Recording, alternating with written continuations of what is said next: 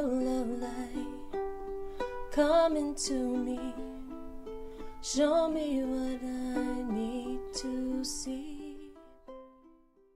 Welcome to the Small Victories podcast. I'm your host, Pauline Victoria, an inspirational thought leader that offers transformational perspectives based on my unique experiences as a woman born without arms and legs. I feel like my life has been full of small victories that has led me to discover the greatness within. I believe that there is no summit upon which we reach our greatness. I believe it is a culmination of small victories achieved moment by moment when we turn toward the inward battle where we get to choose despair or hope, misery or miracles, defeat or victory. My goal is to awaken your potential, your purpose, and your power so that you can discover the greatness that lives within you. Think of this podcast as your weekly portion of tools, stories, and teachings that help you reflect on the small victories in your life. Thanks for tuning in, and let's begin. Welcome to another episode of the Small Victories podcast. I'm your host, Pauline Victoria. What if your greatest heartbreak became your greatest teacher? What if discipline, grief, and faith could actually fuel your purpose? In this powerful episode, I sit down with Mark Connor, writer, boxer, and creator of Boxers and Writers magazine.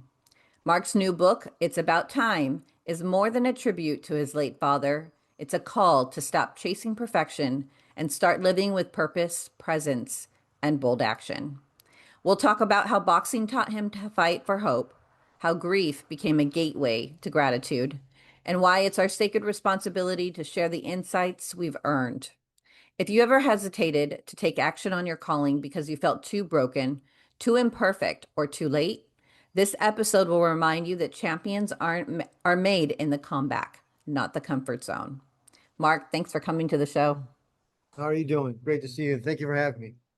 Oh, thank you. I'm really excited about talking about your book and your experience because I truly believe that we often have these experiences in life to then use those lessons learned to be able to pass on and pay it forward to other people. So let's talk about your book, It's About Time. We know it's rooted in grief after the passing of your father, but it also radiates hope. I'd like to ask you what shifted in you during the grieving process that helped you reconnect with the goodness of life? I just at a certain point, it was just time to continue moving forward because to just wallow in grief is not productive. It's not, it just makes life, it just diminishes the quality of life. And I've always had a hope since I was a kid. And I think that I believe firmly that a major reason why I've always had hope is because of the family I come from, the way that I've been raised. And part of sharing my story is beyond wanting to accomplish something, beyond wanting to do something that I think is worthwhile and that I believe I have a responsibility to do, because both of my parents are people who in my life, they always exemplified to me doing something worthwhile and that I should do something worthwhile because I'm a combination of the two of them. Aside from that, I also had the idea that as much as I grieved the loss of my father, and now my mother actually died more than a half year before I actually got the book published. As much as I grieve that, as much as I feel terrible, and it's a really sad thing for me, I know that there are people that have had a lot harder lives than I've had, and a lot just have gone through much worse difficulties, and also haven't had two parents married for their entire lives, keeping the family together and being an intact family unit. And so I wanted to share that with the world also as a value, because I believe that actually in the Western world in particular, and specifically in the United States, we've really lost the marriage culture. We've really lost those family values. And never to be down on people for that not working out for them, but people are losing hope because of that, I believe. When you look at humanity, you have men and you have women. That's what you have in humanity. And you have to unite the two to have family. And that's the totality of what the human race is. And to keep us together as a people, as a species, we have to, the first relationship we have, I mean, really from the moment of conception, the first relationship anyone has is with one's actual biological mother and father, because you're a combination of those two people. And so even from birth, if somehow that relationship is fractured and you never even get to know your mother or your father, you are of those two people. And I think that we're always trying to embrace that subconsciously one way or another. And if we recognize that in other people, then we're more respectful to them in general, and we can always give them encouragement. Yeah. It's interesting. You said a lot of things I want to respond to, but I think the one that's most coming top of mind is that I know I haven't had it as bad as other people. And before we hit record on this interview, I just shared we just lost our cat of 15 years. Compare a loss of a cat and grieving a cat versus our parents. We could go on and on about comparing and contrasting and whose grief is more than whose grief is less. But I do feel like I want to honor anybody who is going through the grieving process, no matter at what degree or level. And so, what I hear you saying is that your parents' example really gave you a good space to be able to practice having hope, even through the hard times of the Right. grieving process. I know your book has a specific title for a reason. It's about time. Why is it called that? So in September of 2019, my parents had gone on my father was a combat wounded Vietnam veteran. He's the first lieutenant platoon leader in the Army. And he had joined in the early thousands, I think he had joined the Marines Memorial Club in San Francisco. It's founded for families who've lost people in military action from the United States, and for veterans and everything. They'd gone for a 4-day trip down there, and they were going to come home. I was going to pick them up at the airport on Friday, the 20th of September, and I got a call. I mean, this is actually what I'm not, I won't read the excerpt right now, but that's how the book opens up. Is I'm walking into Jimmy John's on Grand Avenue in St. Paul to get a sandwich at 3 o'clock in the afternoon, and get a call from my mom. And she tells me, I'm in the hospital with your dad. He just had a heart attack. And he was on life support for 10 days. And I was down with my mom in San Francisco praying over him when they turned the life support off. He lasted about 17 minutes. And I remember looking at him thinking, there's just not enough time. He's supposed to see me get married and have children before he dies. And I should have done that probably 10 years earlier anyway, or more. And he's never seen me publish a book. And I said to myself, there's no excuse that I have for not having published a book at this point. I had a number of works that I put together over the years, and that I've had just been keeping because, I need to do another revision. I'm not quite ready with it yet. And I had all these reasons to put stuff off. And so I said, I'm not going to do that anymore. So I wrote the first line of the book that day, but I didn't actually write it until early 2021. It was between, I think, February 9 and I think it's the 29th of March of 2021. It was actually Holy Monday, the Monday before Easter, that I finished the first draft of it. And the year of grieving after he died, I did everything I could to make sure I was seeing my mother as much as possible and taking care of her. And we had the shutdown from the COVID virus, and then we had the riots that happened in Minneapolis. And I'm living in St. Paul, and my mother's from Minneapolis, my dad's from St. Paul. They're both a few blocks from grew up from where all the fires are burning and everything. So I'm right in the middle of all that stuff, and I was grieving and not doing that much over that next year. You remember, I'm a personal trainer, boxing trainer, and the gyms are shut down. I do rideshare driving, been a cab driver for a long time, and my mother had been diagnosed with pulmonary hypertension, arterial pulmonary hypertension, which is a fatal heart disease. So I didn't want to get her sick, so I was worried about picking people up and giving me this virus and giving it to her. So I wasn't doing that for months leading up to the end of the year 2020. But by the time Thanksgiving, Christmas coming around, I started saying to myself, that's it, I'm gonna do it this year. This coming year, I'm going right away because I want to do something that my dad would be really happy with. He look at me and say, yep, you did a good job. And I know he would. And so I just disciplined myself and did it at that time. So it was about time. And then I put in parentheses, millions of copies sold for dad because, well, that's the intention. Mm. Way to put your intention out there right on the cover of the book. I love it. Yeah, yeah. And I still intend for that to happen, but irrespective of what happens with the book, I did it. And that's the thing. You talked about in the introduction about letting go of perfection, I think it was you saying, and taking action because even those we recognize as achieving the greatest of feats, they're not waiting and procrastinating because oh hey, I have to make it perfect. Those are men and women who take action now. And so there was no more time to wait. And there are actually two sections I could read as excerpts that actually kind of exemplify both that theme and then also what you were mentioning earlier, the influence that my parents have had on me. If we want to go to that direction at some point in the conversation. Yeah, I think a lot of people are riddled with, I don't know, I'm making this up, perfectionitis.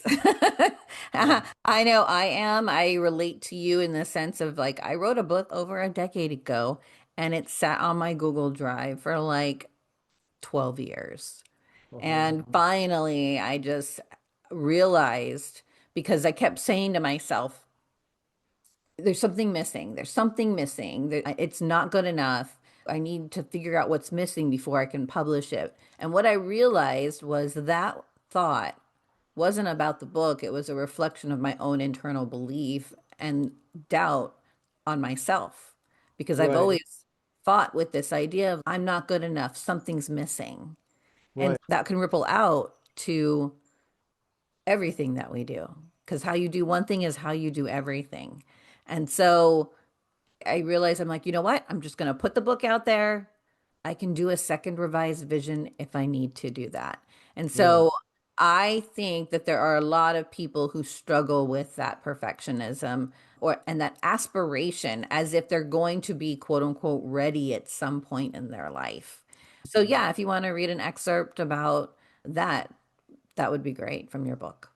Let me read first this quick excerpt about a conversation with my dad and an experience I had where I worked for 13 and a half years or so with a Native American Indian homeless shelter for kids, ages 5 to 17. And this is about probably around 2005 when I was doing that and a number of other things, trying to build myself as a writer and as a boxing trainer. And so anyway, I was working part-time there overnight on the weekends. Okay. Constantly tired, always worried that I wasn't writing enough or wasn't at the gym enough, frustrated that I wasn't pulling in enough money on my freelance endeavors to quit my straight job. I was at that shelter every Friday, Saturday, and Sunday at 11 p.m., working till 8 a.m. the next morning. One night, at least a year into that overnight position, there was a little black boy, 5 years old and placed in shelter just that day, who slept on the couch because he was too scared to be on the boys' floor in the darkness of the old house. And while I was in the kitchen doing the dishes after midnight, I heard him crying hysterically through the sound of the water spraying on pots and pans. I remember there was nothing I could do, so I just kneeled on the floor next to the couch and gave him a hug and rocked back and forth saying, "You're a good boy. You're a good boy." At the time, on Monday mornings, Dad would pick me up at my apartment that after work and take me to breakfast. I'd been doing so many things, reaching the middle of my 30s and trying to establish myself to the level I thought I should have reached in my 20s, so I was very busy. Dad told me he wasn't spending enough time with me in my adult years and wanted me to commit to seeing him once a week. That was a time when Dad had altered his approach to many issues in life, even eventually, at Mom's insistence, going to counseling at the VA and getting evaluated for post-traumatic stress disorder. Even though he'd been married his entire adult life, had no chemical dependencies, and was never unemployed, which were considered the biggest indicators, at least on the surface level, he said. They diagnosed him with it. That's understandable because he saw a lot of fighting and death in Vietnam and almost died there before his 24th birthday. But I told him he was crazy. There was no way I could commit to seeing him once a week. I just didn't have the time. Why not? Because, Dad, I'm trying to do so many things. I just don't have the time. Fine, he said.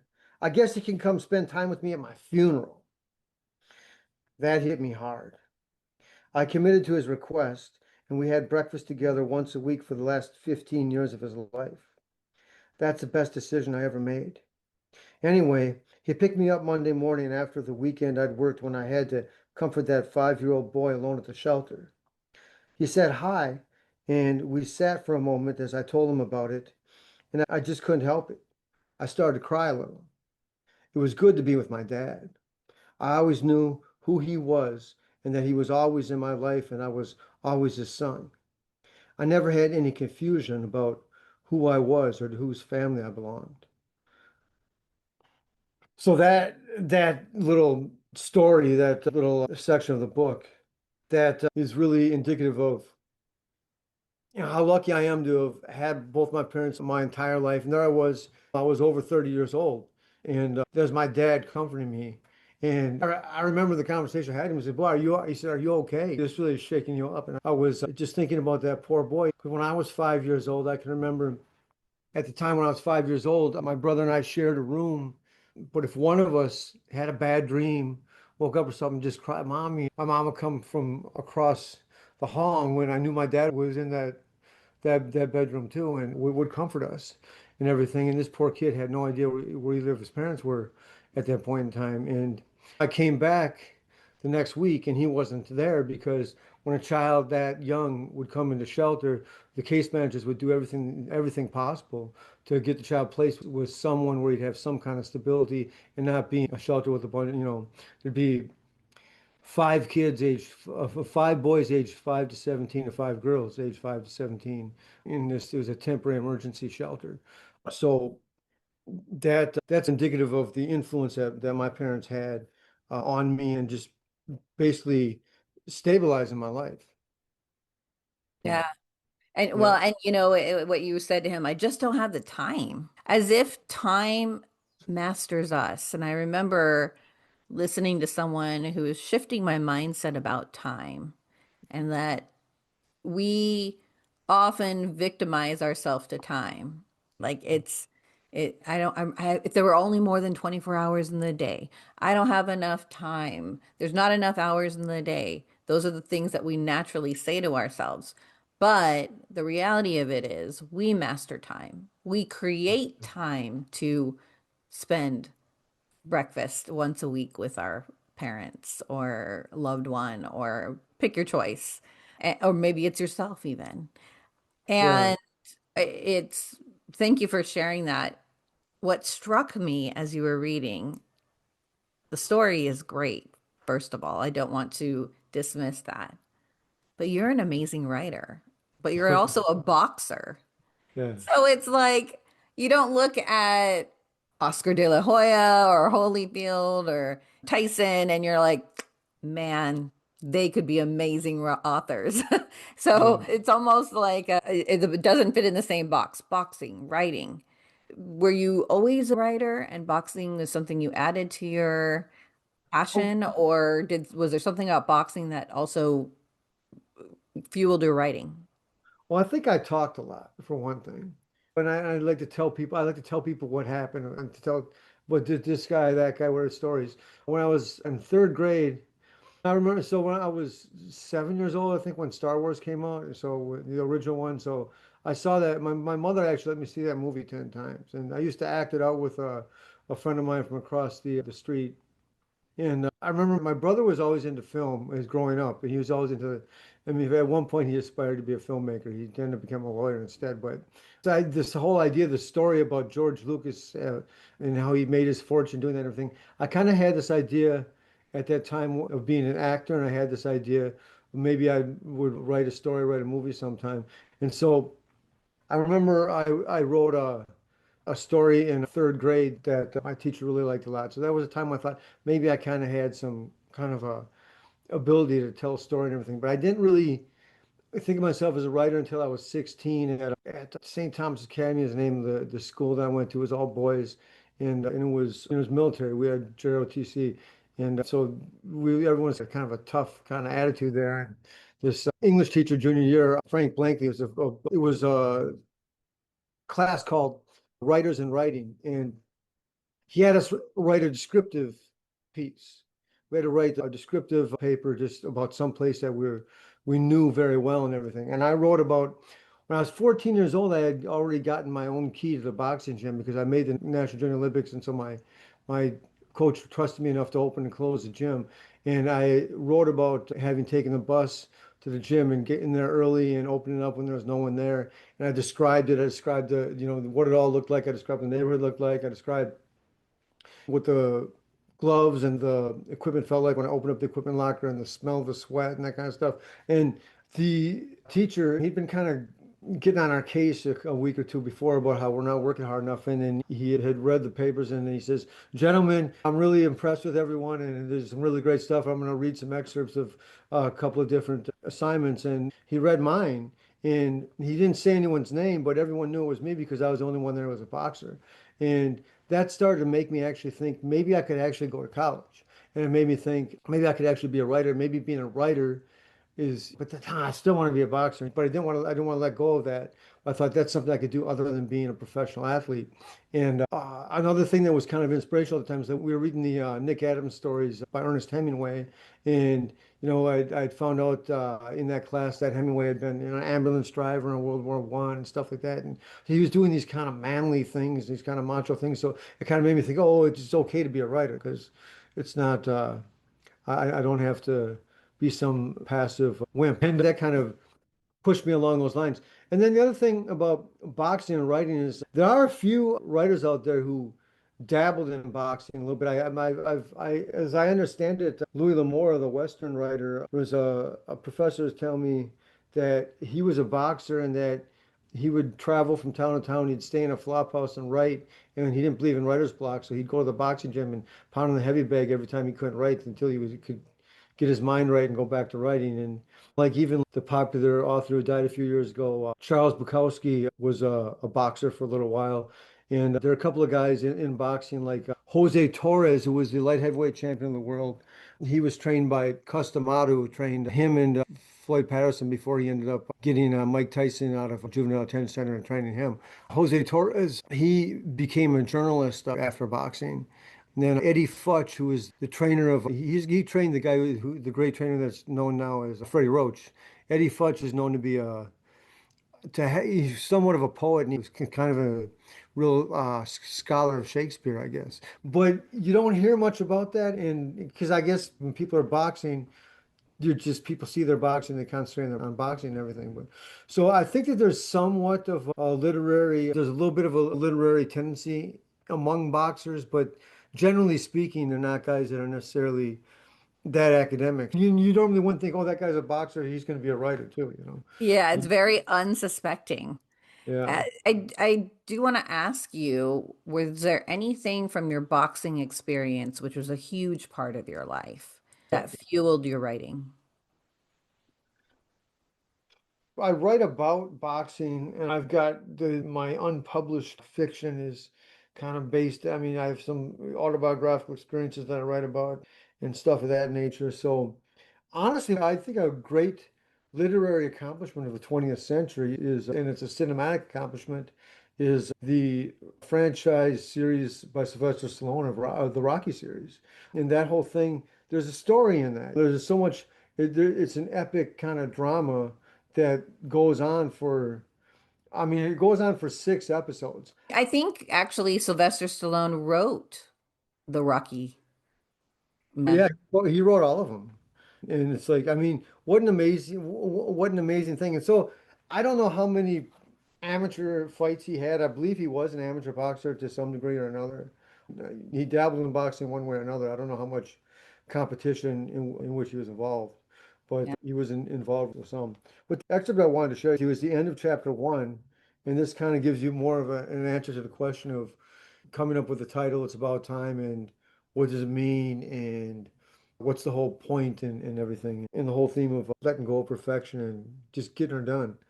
At the end of the chapter on page 12, I share up. So for those out there who are getting really intrigued by this whole thing and excited by our conversation and are going to flock to the venue to buy the book immediately, just to let you know that I do talk about certain romantic tryouts and trials in my life and encounters. And so I have this poem that I've written to a woman that I just had an unfortunate departure with.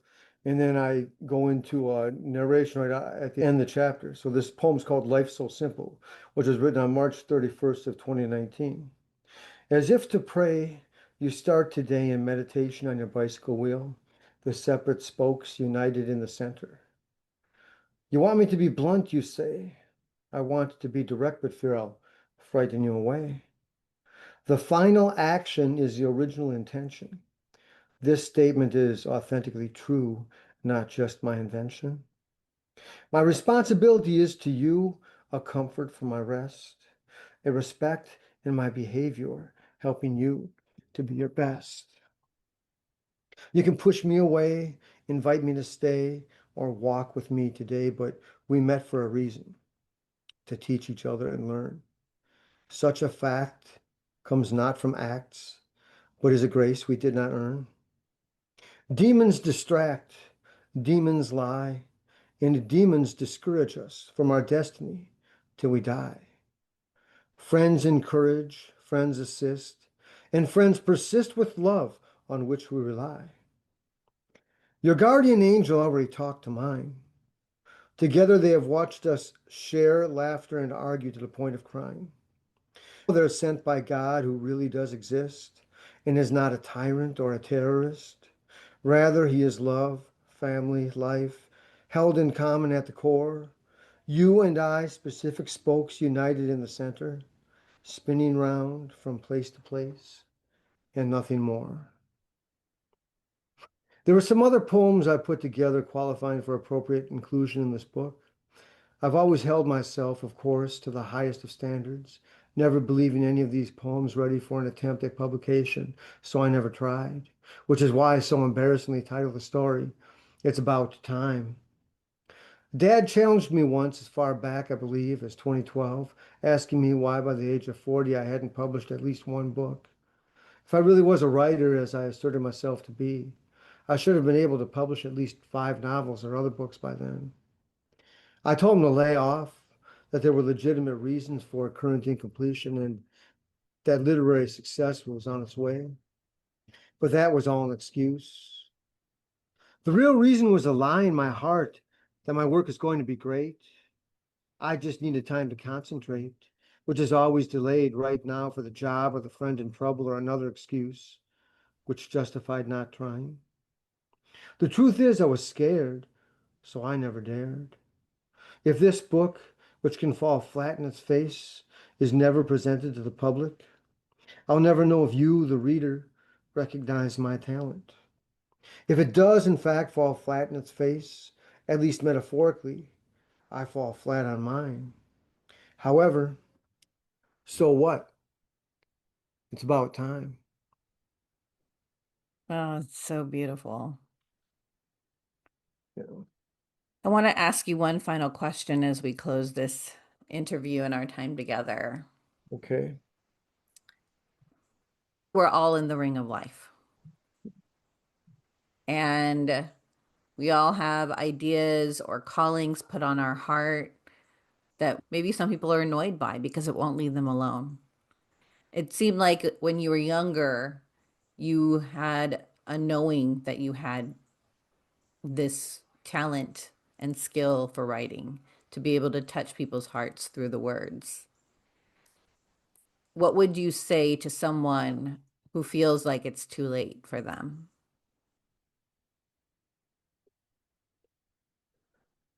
You're still breathing. So, you've got to do what you can do.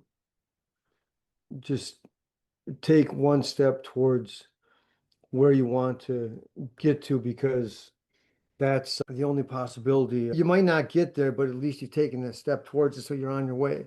I'd rather be one step further towards where I want to go if I die before getting there than one step back. I'd rather be going the direction that I should be going than the direction I shouldn't be going. And ultimately, that's what salvation is anyway, because what you're really called to do, and it's hard to figure it out. And I have the trouble of trying to think that my will is God's will, but when you're trying to confuse my will with God's will instead of uniting my will to his will. But whatever God wants for you, because whatever he wants for you is what's going to make you happiest. I also have one last thing I'd like to read, since it is kind of answering that question. It's a poem with a very, very short paragraph after it, if I could. Sure. Um, so this was written on Saturday, April 21st, 2018, and it's a poem called Doing It Badly. Anything, anything worth doing is worth doing badly, G.K. Chesterton would say. His most redeeming quality as an Englishman was his support for Irish freedom. His second most redeeming quality was his wisdom. Anything worth doing is worth doing badly. So it was with you, even though what I decided to do drove you away. I have seemed a beast with a horn, just a losing warrior, all battle torn, stumbling clumsily through emotional folly, not willing to admit the moment had passed and it was time to go home. You were another purpose for me, a budding young lady of beauty and need, rejecting my heart and the love I did bleed, clutching your pain as if it were greed, me standing still alone. Maybe I was supposed to just walk away, get to bed early, greet the new day. But something in your touch, something in your sigh, something in your smile behind your dark eyes said you were worth it.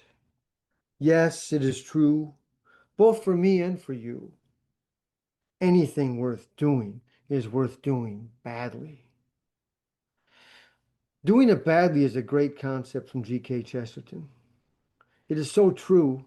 Anything worth doing is definitely worth doing badly. Think of how much God loves you. Okay, I understand we think so little of ourselves sometimes that we can't imagine people really loving us to the point of giving us everything, especially those whose relationships with their parents are really fractured.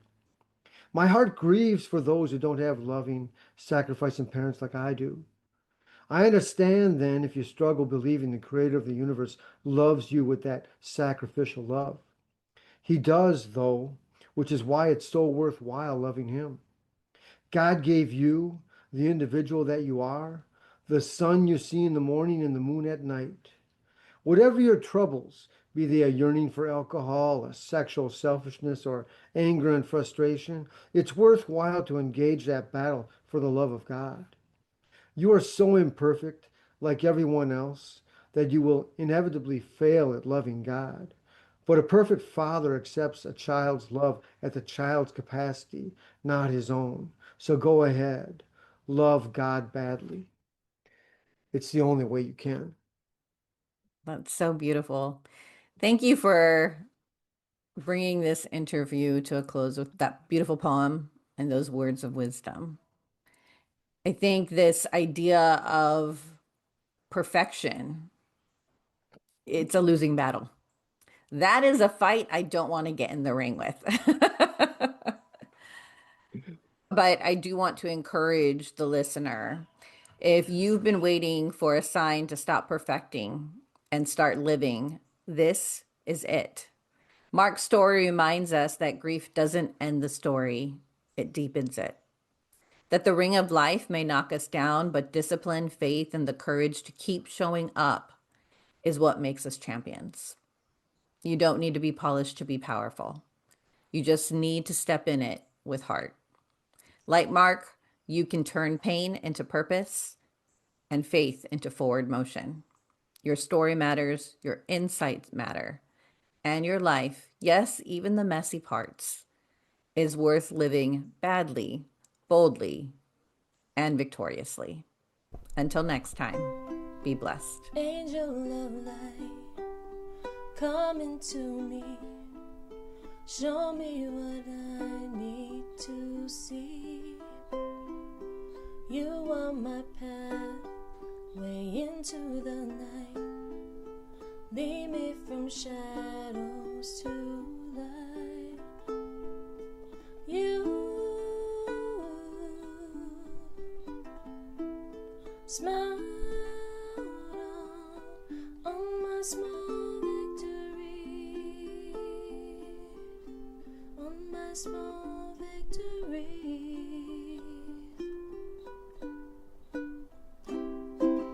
All of my life, I always knew you were the one I relied on. When every dream failed, when the worries prevailed, in your hands my spirits rose up. You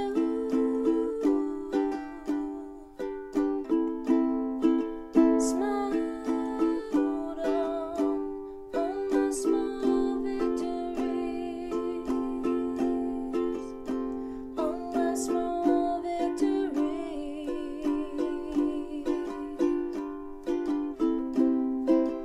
Take this here heart, teach it to sing, lessons unfolding, turning like leaves. Such gifts I will share. My breath is yours.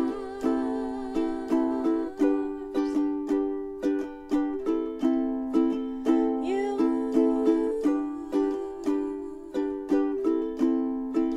smiled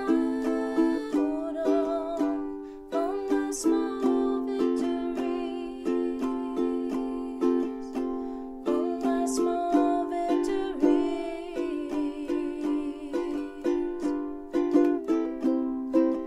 All you have shown, I was never alone. Now a peace in my heart I should have known.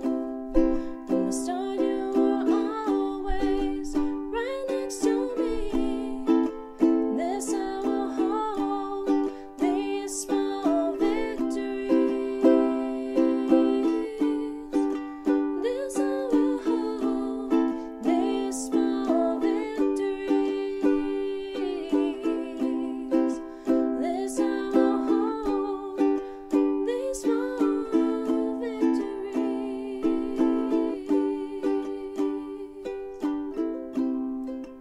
Angel of light, come into me. Show me what I need to see.